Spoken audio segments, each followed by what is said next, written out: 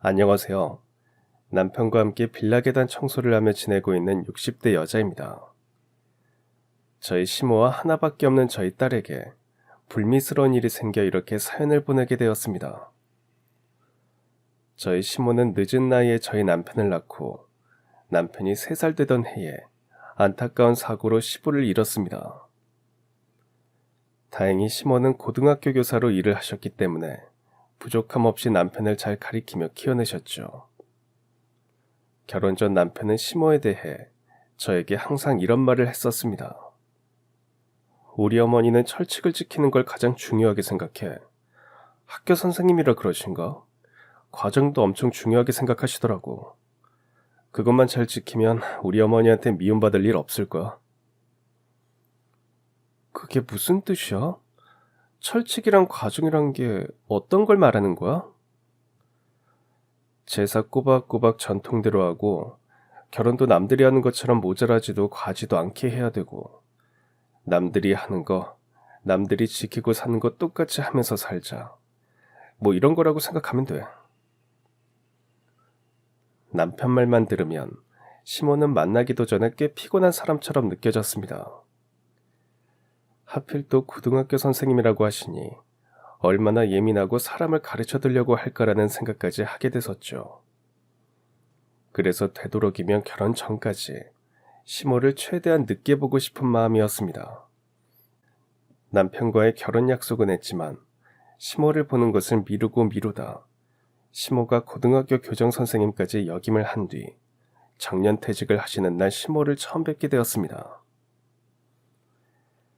어머니, 그동안 고생 많으셨어요. 어머니가 끝까지 포기하지 않고 일해주신 덕분에 저도 이렇게 잘 자랄 수 있었고 어머니의 가르침에 많은 학생들이 좋은 깨달음을 얻었을 거예요. 나는 내가 해야 할 일을 했을 뿐이란다. 너무 추켜 세우지 말아다오. 그나저나 너희 결혼하기로 했으면 인사는 진작에 하러 왔어야 되는 거 아니니? 왜 이제서야 인사를 하러 왔냐는 시모의 말에 저는 어떠한 핑계도 댈 수가 없었고 얼굴이 빨개진 채로 고개만 숙이고 있었습니다. 짧은 정적이 흐르고 난 뒤 시모가 먼저 말을 꺼냈습니다. 이런 좋은 자리에서 이렇게라도 봤으면 됐다. 너희들 친정에는 인사드리고 왔니? 어머님께 먼저 인사드리고 친정에도 인사드리러 가려고 합니다. 그래, 더 늦지 않게 인사드리고 식은 되도록이면 절차에 맞춰서 빠르게 올리도록 하자꾸나. 시모의 말투는 다정했지만 단호하고 냉정했습니다. 그래서 시모가 더 무서웠던 저는 시모가 어렵게 느껴지기만 했습니다. 시모의 말대로 친정에 인사를 드리고 난 후 시모를 다시 찾아뵙자 시모가 당장 상견례 자리를 잡으라고 하셔서 남편과 저는 그저 시모가 시키는 대로 상견례 자리를 잡았습니다. 이렇게 만나 뵙게 돼서 반갑습니다. 더 일찍 뵀어야 했는데 제가 일이 바빠 이제서야 뵙게 되었습니다. 아이고, 아닙니다. 저희가 먼저 자리를 마련했어야 했는데 이제서야 자리를 마련하게 돼서 죄송스럽습니다. 애들 만난 지도 꽤 된 걸 알고 있으면 저희가 나섰어야 했는데요. 아닙니다. 이럴 땐 아들 녀석이 주도했어야 했는데 그러지 못해서 제가 더 죄송하네요. 그래도 지금이라도 만났으니 결혼 이야기를 시작해볼까요? 친정 부모님도 왠지 모르게 저희 시모를 불편해하는 것 같았습니다. 저희 시모는 교양이 넘치고 당당하고 똑부러지는 스타일이셨기 때문이었죠. 집은 작더라도 저희가 마련해서 가도록 하겠습니다. 그리고 혼수는 당연히 신부 쪽에서 해왔으면 하고요. 그리고 예단 예물은 남들 하는 만큼은 하고 싶은데 어떻게 생각하시나요? 사돈 말씀대로 해야죠. 근데 집을 하나 마련해 오시겠다고 하셨는데 조금 무리하는 거 아니십니까? 제가 얼마 전에 퇴직해서 퇴직금도 있고 지금 집은 혼자 살기엔 너무 커서 내놓은 상태입니다. 저 혼자 살 집 사고 남은 돈 합쳐서 애들 둘 살만한 작은 집 하나 사주려고요. 결혼하는데 남자가 집 해오는 건 당연한 것 아니겠습니까? 저희 애들 아빠랑 결혼할 때도 그랬고 사돈도 그러셨잖아요. 예. 옛날엔 그랬었죠. 그래도 요즘 시대는 집 해오는 게 쉽지가 않은데 감사드립니다. 저도 혼수랑 예단 예물 확실히 준비해서 보내도록 하겠습니다. 교장 출신에 철칙을 꼭 지키시고 과정을 중요하게 생각하시는 시모 덕분에 저희 결혼은 일사천리로 진행이 되었습니다.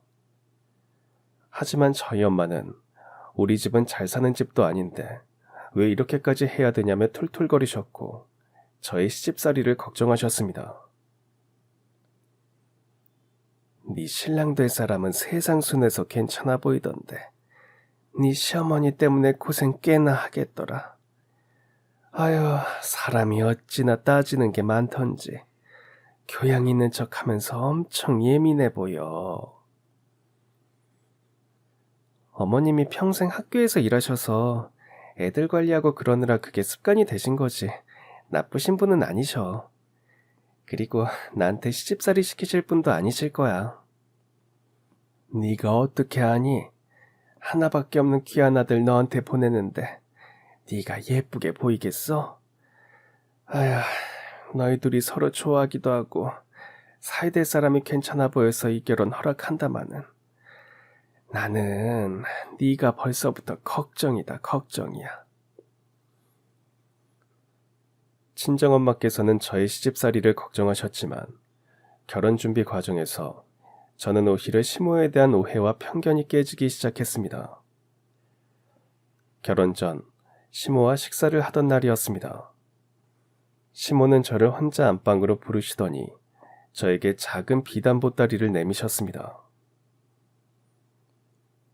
내가 이 집에 시집 올 때 우리 시어머니가 나한테 물려주는 거라면서 주신 옷가락지랑 금가락지다. 이제 이건 네가 가지면 될 것 같구나. 어머님, 이렇게 귀한 걸 저에게 주시다뇨. 어머님이 가지고 계시다가 나중에 저 아이 낳고 우리 아이 다 크고 나면 주세요. 그때 주면 무슨 소용이 있겠니? 가족이 되었을 때부터 줘야 의미가 있지. 비싼 것도 아니고 이 집안 대대로 며느리한테 물려 내려오던 것이니 네가 가지도록 해라. 훗날 너도 며느리 생기면 나처럼 똑같이 물려주면 될 것 아니냐.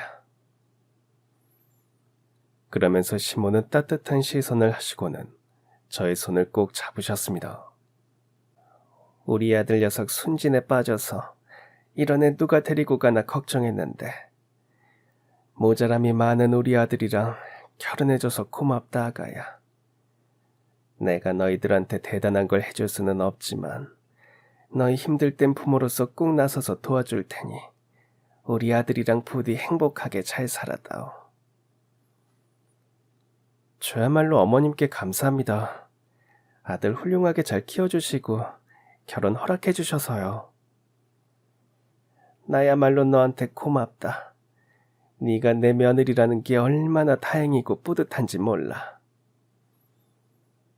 시모의 진심에 저는 눈물을 흘릴 수밖에 없었습니다.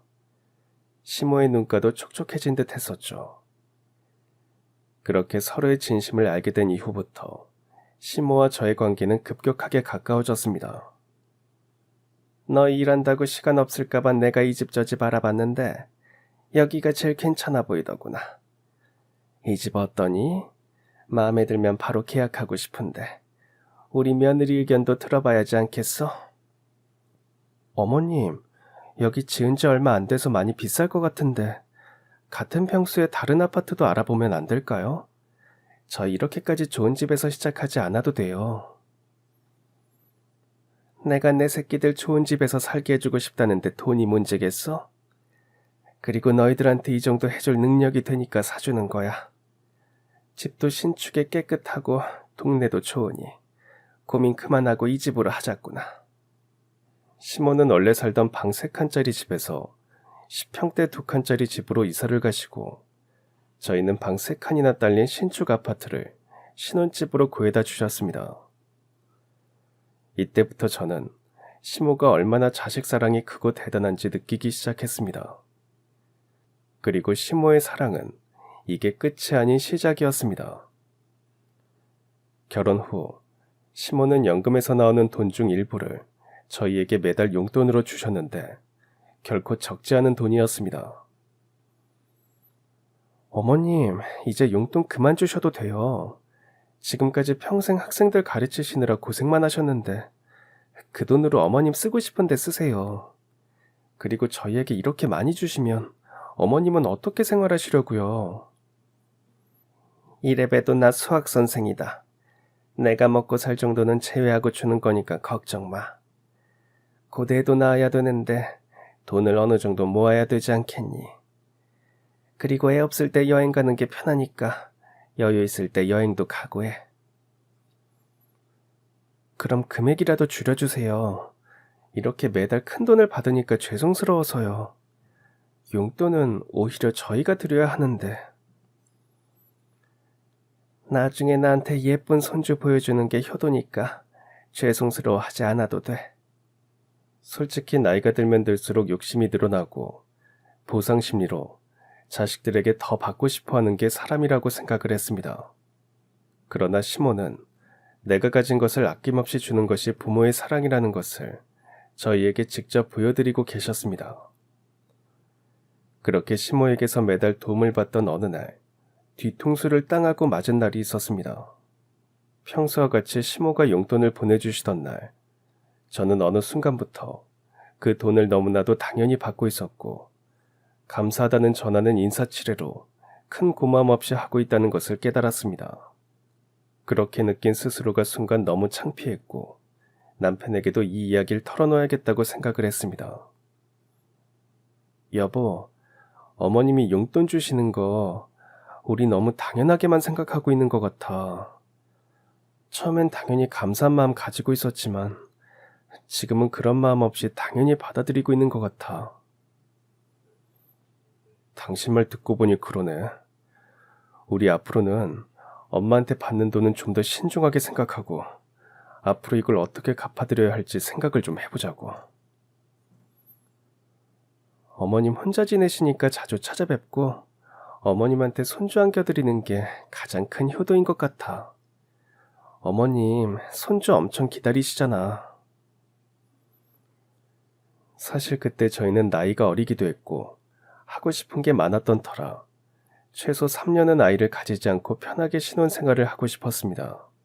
저희에게 아낌없이 사랑을 주는 시모 생각을 하면 얼른 손주를 안겨드려 효도를 해야겠다는 생각이 들었습니다. 그 생각이 들자마자 남편과 저는 몸 건강을 챙기고 임신 준비에 돌입했습니다. 하늘이 우리 둘을 돕는 건지 저희는 첫 임신 시도 만에 아이를 갖는 것을 성공했습니다. 그리고 저는 초음파 사진 한 장을 들고 바로 시댁으로 달려가 시모에게 내밀었습니다. 어머님 이것 좀 보세요. 저 임신했어요. 아유 세상에나. 우리 새아기 기특하다 기특해. 고맙다 새아가. 앞으로 고생 많이 하게 될 텐데 괜찮겠니? 저한텐 이렇게 다정한 어머님이 계시는데 뭐가 걱정이겠어요. 저 아이 정말 잘 키울 자신 있어요. 대신 어머님이 우리 아이 선생님 되셔서 공부 잘 가르쳐 주셔야 돼요. 내가 공부만 가르칠까? 씻기고 먹이고 채우고 다 해줄 수 있다. 앞으로 몸조리 잘하고 회사는 웬만하면 쉬도록 해라. 내가 주는 용돈으로도 충분히 생활이 가능하지 않니? 시모는 손주가 생겼다는 말에 눈물을 흘리면서까지 행복해하셨습니다. 저희 부부의 생각보다 빨리 찾아온 아이지만 시모가 행복해하는 걸 보면서 임신을 하루라도 빨리 하길 잘했다는 생각이 들었습니다. 그리고 우리 부부가 마음먹은 대로 아이를 점지해준 하늘에게도 참 감사했죠. 아이를 품고 있는 10달 동안 저는 시모 덕분에 먹고 싶은 거 다 먹고 갖고 싶은 거 다 가지면서 지냈습니다. 남편과 친정부모님이 해주셔야 할 일들을 시모가 다 해주셨던 것이었죠. 어머님 고생시키는 것 같아서 너무 죄송해요. 어머님 평생 동안 하실 요리 이번에 다 하신 거 아시죠? 고생이라니. 내 새끼가 임신을 했다는데 당연히 해야 될 일이지. 그리고 여기서 끝이 아니다. 내가 출산 선물 준비했으니 기대 단단히 하고 있도록 해라. 시몬은 남편과 함께 저 몰래 무엇을 준비했는지 둘만 좋아서 깔깔 웃고 저에게는 무슨 선물인지 알려주지 않았습니다. 이미 아기용품은 다 준비가 되어 있어 아기용품은 아닐 테고 산후조리도 친정엄마가 해주신다고 하셨으니 산후조리원도 아닐 테니 설마 명품 가방을 주시는 건가 싶은 생각이 들었습니다. 그리고 아이를 출산한 당일 시몬은 저희 친정 부모님들보다 더 많은 눈물을 흘리시며 막 태어난 손녀보다 저를 더 걱정하셨습니다. 고생했다 아가야. 얼마나 힘들었니. 이 작은 몸으로 아이 낳는다는 게 쉽지가 않은데 정말 고생했다. 그리고 아무 탈 없어져서 정말 고맙다 고마워. 어머님, 아이는 보셨어요? 얼핏 보니까 아빠를 많이 닮은 것 같던데 어머님 기쁘시죠? 으휴, 그건 다 미리고 일단 네가 무탈한 게 가장 기뻐. 아이야 건강히 태어나다는 것만 알면 되지 않겠니? 막 태어난 자신의 소녀딸보다 아이를 낳은 저를 먼저 생각해 주시는 시모 때문에 저는 또 시모에게 껴안겨 엉엉 울고 말았습니다. 제가 무슨 복을 받았길래 이런 시모를 얻었나 싶었죠. 시모는 정말 저에게 있어 귀인 중의 귀인이셨습니다. 그리고 내가 준비한 선물은 바로 산후조리원이란다. 산후조리원 3주 예약해뒀으니 거기서 편하게 쉬다가 나오려무나. 산후조리원이라뇨. 어머님, 저희 친정엄마께서 산후조리 해주신다고 해서 저 산후조리원 같은 곳 안 가도 돼요. 그리고 거기 엄청 비싸잖아요. 친정엄마를 고생시켜서 쓰나. 사돈도 이제 나이 드셔서 너 뒷바라지하기 힘드실 거다. 내가 너 아이 가졌다는 말 듣고 10달 동안 조금씩 모아둔 돈으로 보내주는 거니 돈 걱정은 하지 않아도 돼. 지금이야 산후조리원은 어느 동네에 가도 쉽게 볼 수 있었지만 그때 당시만 해도 산후조리원 자체라는 것이 생긴 지 얼마 되지 않았고 그때 급여 대비 꽤나 비싼 돈을 써야지만 갈 수 있는 곳이었습니다. 시모가 10달 내내 준비해온 선물이 산후조리원이라는 말을 듣고 저는 병원에 있는 내내 아이도 제대로 볼 수 없을 정도로 눈물을 흘렸습니다. 아기야, 너는 커서 할머니한테 정말 잘해야 한다. 엄마랑 아빠한테 하는 것보다 더 잘해야 돼. 할머니에게 행복을 줄 수 있는 사람은 너야. 저는 아이를 낳은 날 결심했습니다. 내 딸을 할머니에게 효도를 잘하는 아이로 키우겠다고 말이죠. 시모에게 큰 행복을 줄 수 있는 건 저희 자식들이 아닌 제품에 안긴 손녀딸이라는 것을 잘 알고 있었습니다. 사실 시모도 손녀가 얼마나 예쁘고 보고 싶겠습니까? 그럼에도 불구하고 손녀를 한 번도 앉지 않고 저 먼저 챙기시는 걸 보면서 더더욱 확신을 했었습니다. 시모가 선물로 준비해준 산후조리원에서 편히 쉬고 집으로 다시 돌아온 날, 저는 깜짝 놀라지 않을 수 없었습니다. 시모께서 집 청소뿐만 아니라 아이를 위한 소독까지 다 끝내놓으시고 제가 편하게 쉴 수 있게 준비까지 해주셨습니다. 또 울고 그러지 말아라. 예쁜 내 며느리 내 손녀 편하게 지냈으면 해서 해둔 거니까. 이건 당연한 거야. 어머님, 왜 자꾸 저희 때문에 고생하세요? 이런 건 저희 엄마나 애아빠 시키면 되는데요. 너희 집이랑 우리 집이 더 가깝고 사돈은 일도 하고 있지 않냐. 그럼 내가 당연히 해야 되는 게 맞지. 그리고 애아빠도 너랑 애 돌보랴 회사 다니라 힘들어서 이렇게까지는 못해. 그 이후로도 한동안 시모는 저희 집을 매일같이 드나드시며 저의 밥을 차려주시고 아이도 씻겨주고 먹여주고 재워주며 지내셨습니다. 그러던 중 시모는 갑자기 매달 주던 용돈을 끊겠다고 선언을 하셨습니다. 너희 둘한테는 매달 줬던 용돈 이제는 못 줄 것 같으니 이해해다오. 어머님 당연하죠. 이제 그 돈 어머님을 위해서 쓰세요. 아시겠죠?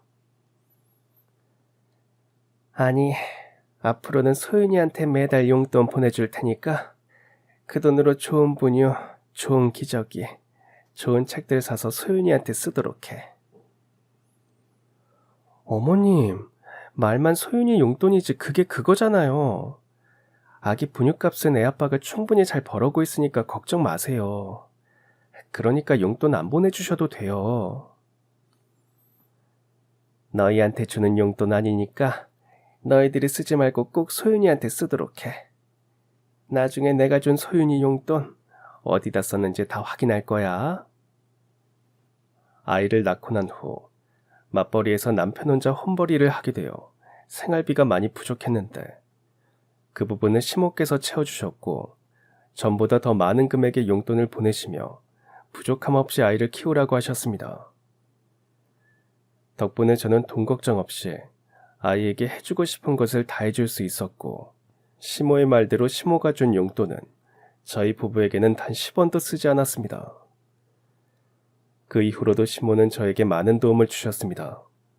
아이를 대신 돌봐주는 일은 허다했고 아이가 유치원에 들어가고 나서부터는 한글 공부부터 영어 공부까지 직접 다 가르쳐 주셨습니다. 애가 엄마 머리를 닮았는지 아주 참 똑똑해. 하나를 가르치면 열을 아는 아이야. 세상에 어쩜 이렇게 똑똑한 아이가 내 손녀라니. 어머님 닮아서 머리가 좋은 거겠죠. 그리고 어머님이 워낙 잘 가르쳐 주셔서 소윤이가 더 빨리 이해하고 배우는 것 같아요. 내가 애들을 많이 봐왔잖니. 아무리 옆에 딱 붙어서 가르쳐도 안 되는 애들은 안 된다. 그리고 애들 머리는 엄마 닮기 때문에 엄마 닮아서 똑똑한 게 맞아. 아이가 유치원 다닐 때부터 과일을 따로 맡아서 해주시던 시모는 아이가 초등학교, 중학교, 고등학교 들어갈 때까지도 할머니 과일을 시켜주셨습니다. 소윤아, 할머니한테서 배우는 거 불편하거나 힘든 거 없어? 혹시 불편하거나 힘든 거 있으면 엄마한테 말해. 엄마가 할머니한테 말씀드릴게. 엄마 무슨 소리라는 거야. 할머니만큼 훌륭한 선생님은 이 세상에 또 없을 거야. 나 대학 들어가서도 할머니한테 배울지도 몰라. 우리 할머니 나보다 아는 게 더 많으셔. 시모는 아이에게 중요 과목 과외를 해주셨는데 감사하게도 딸아이가 잘 따라가준 덕분에 딸아이는 학교 다니는 내내 1등을 놓치지 않았고 걱정했던 사춘기 시기에도 할머니와 부모님에게 반항 한번 하지 않고 잘 자라주었습니다. 아이가 성격도 좋아 친구 관계도 좋고 또래에 비해 성숙하게 생각하는 이유가 무엇인가 싶었더니 시모는 딸아이에게 공부만 가르친 것이 아닌 인간으로서 살아가야 할 때 필요한 예의와 지혜까지도 알려주셨습니다. 딸아이는 대학 가기 전까지 두 집 살림을 하듯 저희 집과 시모 집을 번갈아가며 지낼 정도로 할머니를 좋아했습니다. 시모 집에 아이의 방이 따로 있을 정도였죠. 저희 친정 부모님이 질투하실 정도로 시모와 딸아이의 사이가 좋았습니다. 오늘 소윤이 대학 발표 날인데 연락 왔어? 혹시라도 애미 네가 먼저 연락해서 애 재촉하고 그러지 말아라. 소윤이가 가고 싶은 대학에 꼭 합격을 해야 할 텐데 전 어머님 덕분에라도 우리 소윤이가 꼭 합격할 거라 믿어요. 본인보다 더 떨리는 사람이 어디 있겠니? 우리 소윤이는 최선을 다했어. 그러니 운명에 맡기자꾸나. 시모는 딸아이의 대학 입시까지 공부해 주실 정도로 입시에도 진심이셨습니다. 그리고 대망의 딸아이 대학 합격 발표 날, 딸아이는 지원한 대학교 모두 합격했다며 집으로 달려와 시모에게 가장 먼저 안겨 펑펑 울기 시작했습니다. 우리 애기 고생했다. 할머니는 우리 애기가 꼭 해낼 거라 믿었어. 아유, 그동안 얼마나 마음고생했을꼬. 고생했다, 고생했어. 할머니 덕분에 합격한 거야. 나 할머니 없었으면 절대로 합격 못했어. 할머니, 지금까지 잘 가르쳐줘서 감사해요. 할머니 사랑해요. 딸아이는 우리나라 세 손가락 안에 든다는 대학에 합격을 하였고, 시모는 당연하다는 듯 딸아이의 대학 등록금을 내주셨습니다. 처음에는 어떻게든 뜯어말렸지만 본인이 가르쳐 본인이 보낸 대학이라며 당연히 등록금도 당신이 내는 게 맞다고 말씀을 하셨습니다. 그뿐만이 아니었습니다. 시모는 딸아이가 2학년이 되던 해에 휴학을 권유하며 세계여행을 다녀오라고 하셨습니다. 대학 다닐 때 말고는 여유 시간이 없을 테니 지금 휴학해서 가고 싶은 나라 쭉 다녀오도록 해라. 할머니, 내가 돈이 어디 있다고 여행을 다녀와. 아르바이트해서 번 돈도 한 푼도 못 모았는데 나 여행 못 가. 할머니가 너 세계여행 다녀오라고 모아둔 돈이 있으니까 그걸로 너 가고 싶은 나라 다녀오란 말이야. 대한민국이 얼마나 좁은 곳인 줄 알아? 큰 세상을 봐야 네가 보는 눈도 더 넓어진단다. 마음 같아서는 유학이라도 보내주고 싶은데 그건 어려우니까 세계여행이라도 보내주려고 하는 거다. 다음 학기 휴학하고 여행 계획 한번 짜보도록 해라. 시몬은 딸아이에게 많은 것들을 보게 하고 많은 것들을 경험하게 하려고 했습니다. 시모를 보면서 어른의 지혜란 저런 것인가 하면서 저도 매일 시모에게 많은 것들을 배웠습니다. 그렇게 딸아이는 시모 덕분에 6개월간 세계여행도 다녀오고 세계여행을 다녀온 뒤 책을 쓰겠다며 한동안 책상에 자리를 잡고 일어서지를 않았습니다. 그리고 딸아이는 세계여행을 다녀온 뒤로 꿈이 생겼다고 말을 했고 딸아이는 결국 본인의 꿈을 이룰 수 있는 회사에 취직을 하게 되었습니다.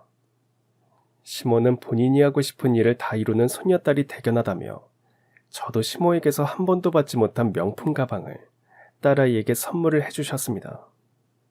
우리나라는 외적으로 보이는 게 중요한 세상이야. 물론 검소하게 살면 좋지. 하지만 그 안에서 귀티도 나고 교양도 있어야 사람들한테 무시 안 당하고 산다. 물론 이 가방이 없어도 우리 소윤이는 알아서 잘하겠지만 그래도 혹시나 하는 마음에 사주는 선물이니 잘 들고 다니거라. 손녀딸에 대한 시모의 사랑은 끝이 보이지 않았습니다. 이제 딸아이도 취직을 해 본인 스스로 돈을 벌고 저희 부부도 저희들 먹고 살기 충분히 벌기 때문에 시모에게 이제 용돈은 그만 보내주시라 말했지만 시모는 끝내 저희의 부탁을 들어주지 않았습니다. 그렇게 몇 년이 흐르고 딸아이가 본인과 참 잘 어울리는 짝을 데리고 왔을 때 시모께서는 20년 넘게 용돈을 주신 것보다 더 충격적인 말씀을 하셨습니다. 소윤이 짝지네가 좀 잘 산다지. 그렇다면 거기에 맞게 혼수랑 예단 예물 확실하게 해서 보내도록 해라. 네, 안 그래도 뭐든 적금 깨서 혼수 예단 예물 좋은 것들로만 준비해서 보내려고요. 적금 깨지 마라. 소윤이 결혼한다고 해서 건물 청소 미화한 일 구해놨다. 아마 그거면 돈 모자랄 일 없이 충분할 거다. 어머님, 왜 저희랑 상의도 없이 그런 결정을 내리셨어요? 소윤이 결혼 비용은 저희가 해도 된다니까요. 그리고 어머님 평생 동안 아이들 가르치시고 우리 소윤이 키우신다고 고생하셨는데 계속 이러시면 저 정말 속상해요. 소윤이가 네 자식이지만 동시에 내 자식이기도 하다. 하나밖에 없는 손녀딸 내가 학교 보내고 여행 보내고 시집까지 보낸다는데 네가 속상할 게 뭐가 있어. 너희가 모은 돈은 나중에 너희 노년에 쓰도록 해. 소윤이한테 손 벌리지 말고. 남편과 저 그리고 딸아이 셋이서 시모의 건물 청소 일을 어떻게든 뜯어 말리려고 했지만 시모의 고집은 결코 저희 셋이서 꺾을 수가 없었습니다. 그래도 시모에게 중요한 약속을 받아냈습니다. 어머님, 저희 도와주는 거 이번이 마지막이에요. 소윤이 시집간 이후로는 절대로 저희한테 용돈도 주지 마시고 몸 힘들게 일하고 그러지 마세요. 이것만큼은 꼭 약속해 주세요. 그렇게 평생 학생만 가르치며 살아온 시모는 한참 쉬어야 할 노년에 손녀딸 혼수를 위해 건물 청소 일을 시작했습니다. 시모를 말릴 수 없어 청소 일을 하시게 두긴 했지만 신경이 안 쓰이려야 안 쓰일 수가 없어 저는 거의 매일같이 건물 청소하는 시모를 찾아뵀습니다. 아이고 참, 오지 말래도 내가 어린아이야? 내가 환자야? 혼자서도 잘하고 있는데 무슨 걱정이 그리 커서 이렇게 매일같이 쫓아오는 거야. 걱정돼서 오는 게 아니라 어머님 퇴근하실 때 길동무 해드리려고 찾아오는 거죠. 저 진짜 어머님 걱정 안 해요. 그렇게 저는 시모 퇴근에 맞춰 시모를 모시러 가기도 하고 시모 점심시간에 맞춰 찾아가 점심을 함께 먹기도 했습니다. 그렇게 1년이 가까운 시간이 지나가고 딸아이도 처음으로 할머니와 점심 식사를 하고 싶다며 저와 함께 시모를 찾아가자 말했습니다. 그동안 일 때문에 바빠서 할머니 찾아뵙지를 못했는데 이번 프로젝트 크게 성공해서 회사에서 며칠 포상휴가를 줬거든. 그래서 이번 휴가 기간 동안은 할머니랑 꼭 붙어 있으라고. 아이고, 할머니 참 좋아하시겠다. 그럼 소윤이 너는 휴가 기간 동안 할머니 집에서 지내는 걸로 하자. 아빠한테도 그렇게 말씀드릴게. 시모는 일하는 곳에 제가 찾아가면 늘 기겁하고 싫어하셨지만 오늘만큼은 누구보다 행복해하실 걸 생각하니 저 또한 행복해졌습니다. 딸아이의 손을 잡고 시모가 일하고 있는 건물 앞에 서자 딸아이가 멈칫하는 게 보였습니다. 왜 그래? 할머니가 미원일 하시는 게 힘들까봐 걱정돼서 그래? 할머니가 이렇게 큰 건물에서 일하고 계실 줄은 상상도 못했네. 진작에 찾아뵐 걸 그랬다. 걱정하지 마. 건물이 큰 만큼 직원들도 많아서 할머니 괜찮으셔. 같이 일하시는 미원분들이랑도 엄청 잘 지내시고 본인 스스로 건강도 잘 챙기면서 하고 계셔. 시모가 일하는 건물로 들어서는 동안 딸아이의 표정은 차갑게 굳어 있었습니다. 저는 딸아이의 표정을 보고 그저 할머니가 자신 때문에 고생을 한다는 생각에 속상해서 그런가 했습니다. 밥 먹을 때 딸아이의 마음을 어떻게든 잘 달래줘야 할지 생각하며 로비로 들어섰을 때 누군가 고래고래 소리를 지르는 소리가 들렸습니다. 지금 일부러 나 치고 지나간 거지? 할머니, 내가 누군지 몰라? 제가 건물주님을 어떻게 몰라보겠습니까? 잠깐 한눈판 사이에 실수로 부딪혔습니다. 절대로 일부러 그런 게 아닙니다. 할망구가 핑계는. 잘못 봤다고 하면 끝인가? 당신 오늘 잘 걸렸어. 안 그래도 오늘 기분 나쁜 일이 좀 있었거든. 이참에 미화원들 정리 좀 해야겠어. 아이고, 정말 죄송합니다. 다음부터는 절대 일 없게 할 테니 다른 미화원들에게 피해는 가지 않게 해주십시오. 나이 먹어서 눈깔이 잘 안 보이면 얌전히 집에서 쉬어. 괜히 일한답시고 나서 남한테 피해나 주지 말고. 새파랗게 젊은 건물주는 시모에게 삿대질을 해댔고 시모는 거의 무릎을 꿇은 채 건물주의 바지가랑이를 잡고 빌기 시작했습니다. 그 모습을 보고 있자니 온몸이 벌벌벌 떨리고 그 새파랗게 젊은 건물주를 가만히 둘 수 없다는 생각이 들었습니다. 순간 정신을 잃은 저는 제가 들고 있던 가방도 집어던지고 건물주에게 달려가 머리채를 잡으려 했습니다. 그러자 딸이 저를 급하게 뜯어 말렸습니다. 저는 저를 말리는 딸아이의 손을 뿌리치고 다시 한 번 더 건물주의 머리채를 잡으려고 했지만 제 손보다 더 빨리 나간 것은 바로 딸아이의 구두였습니다. 딸아이는 저만큼이나 얼굴이 빨개져서 온몸을 부들부들 떨며 건물주의 정강이를 걷어찼습니다. 그 순간 거기 있던 모든 사람들이 경악을 하며 건물주와 우리 딸을 번갈아 보기 시작했습니다. 야, 이석원, 너 지금 뭐 하는 짓이야? 아, 소윤 누나가 왜 여기 있어? 이제, 그리고 왜 갑자기 다짜고짜 사람을 때리고 그래? 너 우리 할머니한테 지금 뭐 하는 짓이야? 너 이렇게 아나무인으로 행동하라고 이 건물 맡으라고 한 줄 알아? 너 지금 당장 할머니께 사과드려. 알고 보니 시모가 이러고 있던 건물의 건물주는 딸아이와 친하게 지낸 사촌 시동생이었습니다. 그래서였는지 건물로 들어섰을 때 딸아이의 표정이 좋지 못했던 것이었습니다. 그리고 딸아이의 사촌 시동생은 자신이 괴롭히던 미화원이 자신의 사돈이라는 것을 알자마자 겁먹은 강아지처럼 꼬리를 내렸습니다. 내가 누나 할머니인 거 알고 그랬겠어? 모르고 그랬지. 이제 할머니 죄송합니다. 제가 오늘 실수를 좀 했네요. 누나네 할머니신 줄 모르고 그만. 너 지금 장난쳐? 그딴 성의 없는 사고로 일이 없던 일로 될 것 같아? 나 절대 가만히 못 있어. 내가 너랑 술 마실 때마다 누누이 말했지. 우리 할머니는 내 부모님이나 마찬가지고 부모님보다 더 사랑하는 존재라고. 아유, 알지. 근데 내가 어떻게 이분이 누나 할머니인 걸 알았겠냐고. 내가 이렇게 사과할 테니까 오늘 일은 없던 걸로 해줘. 딸아이의 사촌 시동생은 떨고 있으면서도 직원들 앞에서 자존심을 지키려는 건지 끝까지 건방지게 행동을 했습니다. 그러자 딸아이는 더 화가 나는지 그 건물 안에서 그 누구도 모르는 비밀을 털어놓았습니다. 여러분들, 이런 싹수 없는 놈한테 벌벌 기실 필요 없어요. 얘 제 사촌 시동생이고요. 이 건물 이 녀석 소유가 아니라 저희 시아버지 거예요. 하도 망나니처럼 놀고 하는 일 없이 사고만 쳐대서 건물 관리라도 하라고 관리인으로 보내놨는데 갑질하는 건물주 행세를 하네요.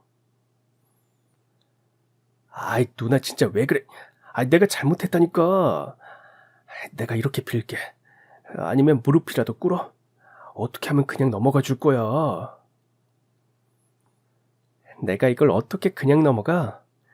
나 우리 아버님한테 다 이야기할 거야. 너 이것도 마지막 기회였던 거 알고 있지? 너 이번에도 우리 아버님 실망시키면 가문에서 쫓아내겠다고 아버님이 분명히 말씀하셨어. 누나, 그동안 우리가 나눈 정을 생각해서라도 모른 척 해줘. 우리 나름 친하잖아. 나 한 번만 봐주면 안 돼?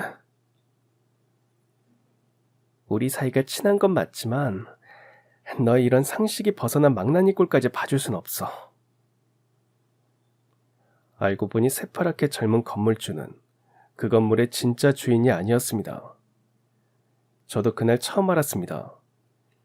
그 건물이 우리 딸아이의 시부 건물이라는 것을요. 그리고 건물주 행세를 한 딸아이의 사촌 시동생은 그저 건물의 관리인일 뿐이었습니다. 사촌 시동생은 딸아이의 팔을 붙잡고 늘어지며 한 번만 봐달라며 용서를 구했지만 이미 화가 날 대로 화가 난 딸아이는 끝까지 갈 작정이었습니다. 여기 계신 미여원 경비원분들께도 물을게요. 이 인간 이런 일이 이번이 처음인가요? 아니면 평소에도 여러분들을 괴롭혔나요? 저한테 솔직하게 다 말씀해 주시면 앞으로 일 편하게 하실 수 있게 개선해 드릴게요. 딸아이의 말을 듣고 있던 미여원분들과 경비원분들은 말하는 것을 망설였지만 한 사람의 시작으로 여기저기서 참아왔던 울분을 터뜨리기 시작했습니다. 말도 마세요. 오늘처럼 자기 기분 안 좋으면 괜히 지나가는 직원들 붙잡고 괴롭히고는 한다니까요. 저도 한번 당했어요. 그날 이후로 건물주님 보이면 심장 떨려서 못 살겠어요. 저희한테도 사소한 걸로 꼬투리 잡아서 뭐라고 하시곤 하는데 저희보다 미화원분들한테 더 배로 힘들게 하더라고요. 이거 이래서 미화원 여사님들 제대로 일할 수 있겠나 싶었는데 꼬리가 길면 밟힌다고 드디어 밝혀져야 할 일이 밝혀졌네요. 미화원분들과 경비원분들의 고발이 이어지자 딸아이의 사촌 시동생은 급기야 눈물까지 흘리며 딸아이를 붙잡고 늘어졌습니다. 누나, 앞으로는 이런 일 절대 없을 거야. 건물 관리하는 일 말고는 다시는 직원들 터치 안 할 테니까 한 번만 눈 감아줘. 이 일 우리 아빠랑 큰아버지 아시면 진짜 큰일 나는 거 누나도 잘 알잖아. 응, 잘 알지. 그래서 절대로 가만히 못 있겠어. 이번 일을 계기로 네 정신머리가 조금은 나아지겠지.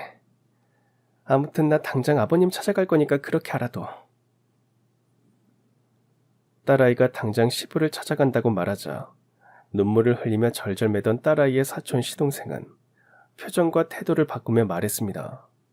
그 순간 저는 정말 사이코패스를 보는 듯한 기분이 들었습니다. 설마 누나 말만 듣고 큰아버지가 나를 바로 자르겠어? 그래도 내가 친족하고 나 지금 갈 곳도 없는 불쌍한 처지인 거 큰아버지가 제일 잘 아시는데. 너는 우리 아버님을 아직도 모르는구나. 너희 아버지 봐서 내가 그나마 참았던 건데 너 반성의 기미가 눈꽃만큼도 보이지 않는 걸 보니 아까 네가 했던 말은 전부 거짓이었다는 생각이 드네. 누나, 이렇게 말해서 미안한데 제발 나대지 좀 마. 누나 아직 결혼식도 안 올렸고 결혼하기 전까진 사람 일 어떻게 될지 모르는 거야. 지금 누나는 우리 집안이랑 완전 남이지만 나는 큰아버지랑 피를 나눈 혈연관계라고. 큰아버지가 누구 말을 더 믿겠어? 당연히 내 말을 더 믿으시겠지. 왜냐면 우리 시아버지는 너보다 나를 더 사랑하시는 분이시니까.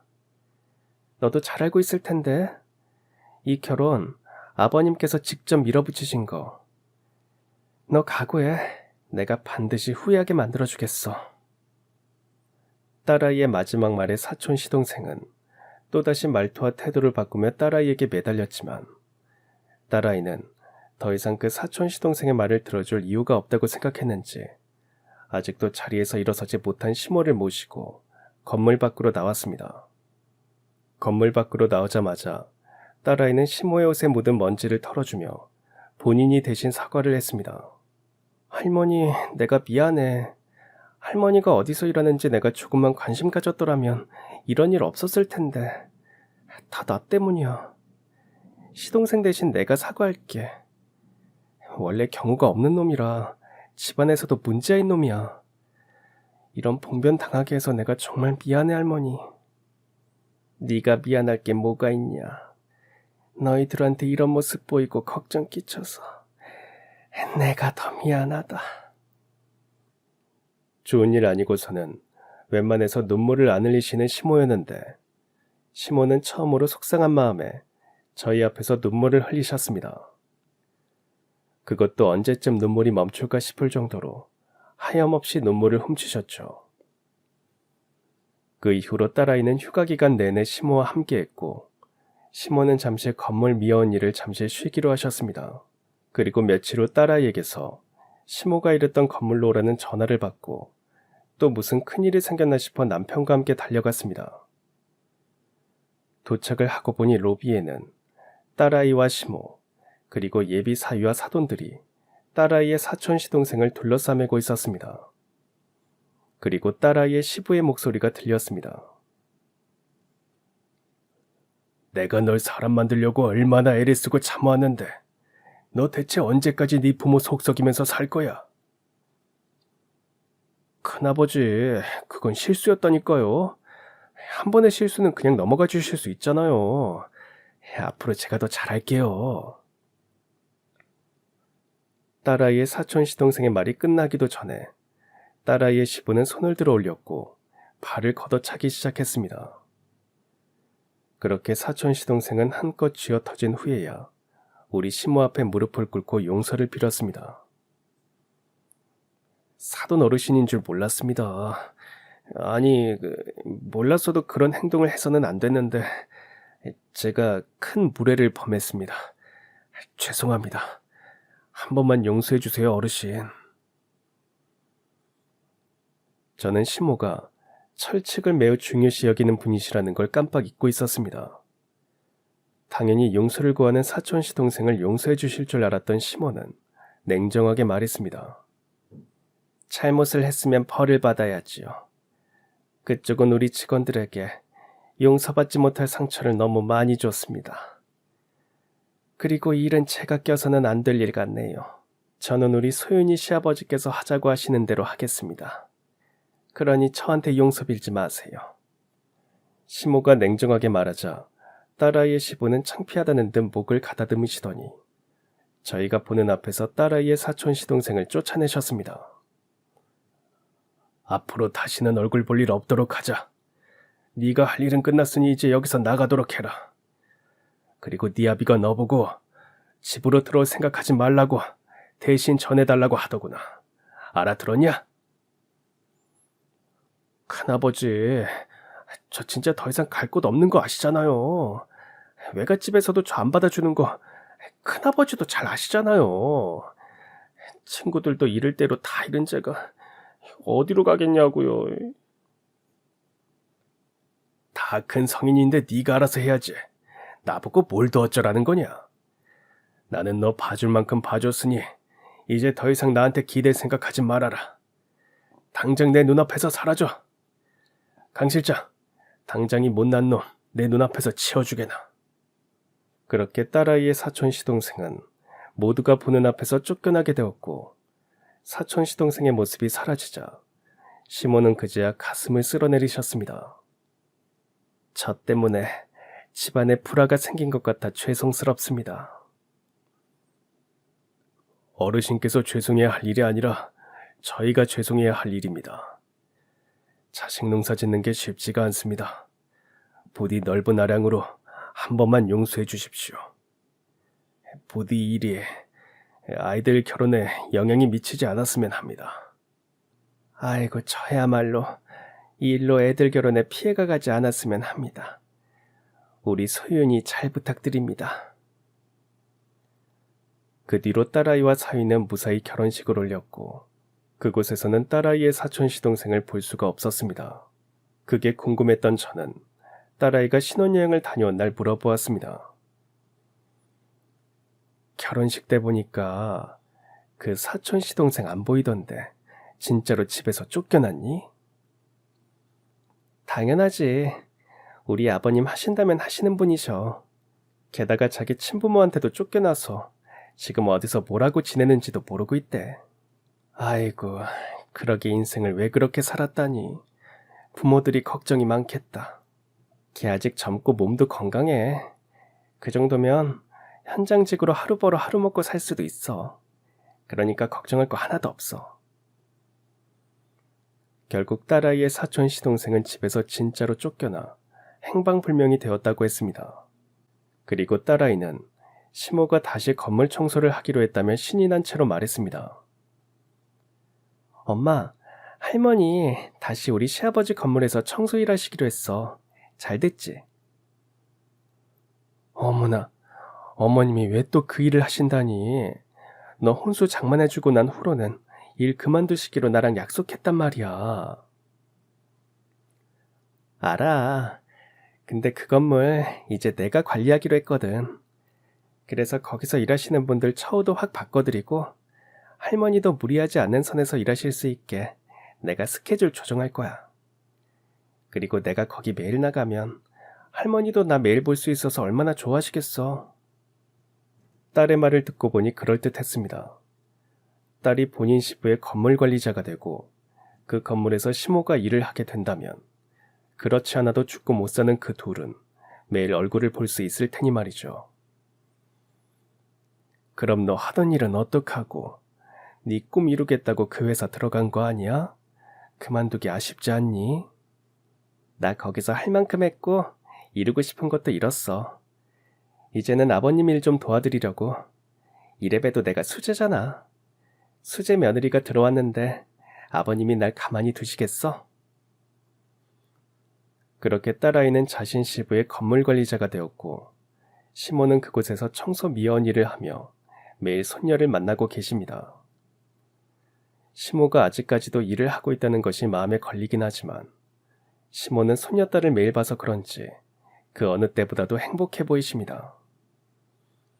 시모도 딸아이도 열심히 살고 있으니 퇴직한 저희 남편과 저도 열심히 살아야겠다는 생각에 빌라 계단 청소를 하며 지내고 있습니다. 그리고 딸아이 사촌 시동생은 몇 년이 지난 지금도 어디서 어떻게 지내는지 알 수가 없다고 합니다. 미운 사람이기는 하지만 행방불명이 됐다고 하니 제가 걱정이라도 하면 시모와 딸아이는 이렇게 말했습니다. 무소식이 희소식이다. 그래 엄마, 무소식이 희소식이라고?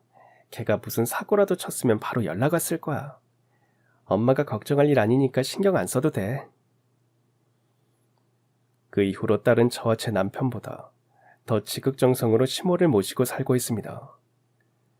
물론 한 집에서 같이 사는 건 아니지만 모시고 산다고 해도 과언이 아닐 정도로 시모를 찾아뵙고 같이 여행도 가기도 하면서 함께하는 시간이 저희보다 더 많았습니다. 그런 딸이 고맙기도 하고 자랑스럽기도 한데 이런 딸을 우리 시모가 키워줬다고 생각하니 시모에게 너무나도 감사했습니다. 착하게 자라준 딸도 딸이지만 그런 제 딸을 키워준 시모에게 어떻게 보답을 해야 하나 걱정입니다. 이제 시모도 나이를 많이 드셨고 살 날도 얼마 남지 않으셨는데 그 사이에 어떻게 제가 효도를 해야 하나 싶습니다. 우리 시모 노년은 제가 어떻게든 행복하게 해드리고 싶은데 어떻게 하면 좋을까요? 같이 살자고 하면 시모가 좋아하실까요? 그럼 지금까지 사연 들어주셔서 감사합니다. 사연이 재밌으셨다면 구독과 좋아요 부탁드려요. 감사합니다. 안녕히 계세요.